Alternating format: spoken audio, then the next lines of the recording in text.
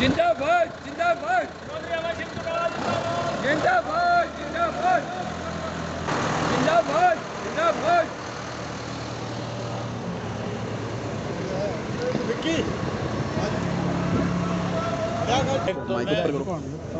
चार दफा बना हूँ, लेकिन मैं उस घर में पैदा हुआ हूँ, मैं उस पार्टी का सदस्य हूँ जिसने हमेशा किसान की लड़ाई लड़ी और जिन्होंने जब कभी भी किसान की किसी ने अनदेखी करी या गरीब और कमजोर को दबाने और कुचलने की कोशिश करी तो चौधरी देवीलाल भी बड़े से बड़े पद को ठोकर मार के आकर के उस गरीब आदमी के साथ खड़ा हो जाता था और तब तक लड़ते थे जब तक उसको न्याय नहीं मिल जाता था। आज मेरे लिए विधायक का पद कोई मायना नहीं रखता है।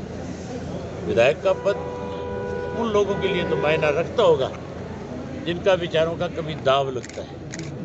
मेरे हल्के के लोग जो हैं उन्होंने मेरे पे इतना बड़ा विश्वास रखा हमेशा, और आज भी जब पद छोड़ने की बात आई थी तो मेरे हल्के के लोगों ने सबसे पहले मुझे चल करके ये कहा था कि आपको ऐसी विधानसभा के सदस्य के रूप में विधानसभा में नहीं जाना चाहिए जो किसान के खिलाफ कोई बिल ला करके उनको प्रदेश में लागू करने की कहीं बहुमत के सारे जबरदस्ती लागू करना चाहते हैं। बदलो जी कोई जाना इस प्रदेश में बहुत हालात बदलूंगा, और जब कभी भी इस तरह की बात हुई है तो उसके बाद हालात हमेशा बदले हैं। आप 1986 को देखें, चौधरी देवीलाल ने विधानसभा से त्यागपत्र दिया।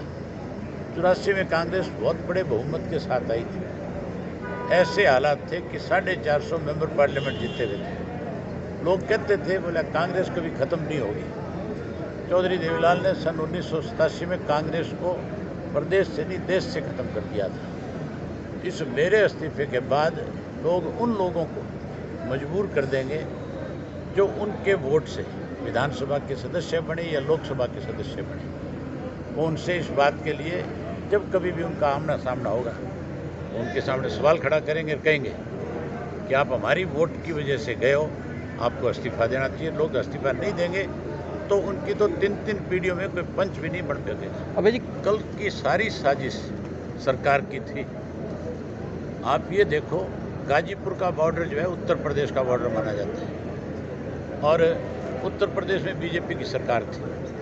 उन्होंने कुछ शरारती तत्व अपने तैयार किए, जिन्हें कहीं सिखों की ड्रेस पहनाई गई, जिन्हें किसी और दूसरी वेशभूषा में लाया गया, और ला करके उनको उस लाल किले तक जाने दिया। लाल किले पे जाने का तो किसी का कार्यक्रम था ही नहीं। जो रूट बने हुए थे रूट तो दूसरे थे।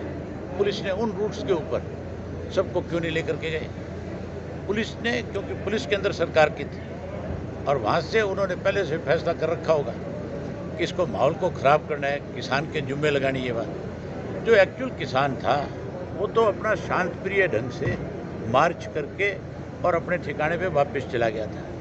वहाँ पे भी कुछ ऐसे किसान पहुँच गए थे जो मान लो किसी भी तरह की कोई अफवाह होती है तो कुछ भावुक होते हैं लोग, भावुक होकर के कुछ नौजवान वहाँ चले गए।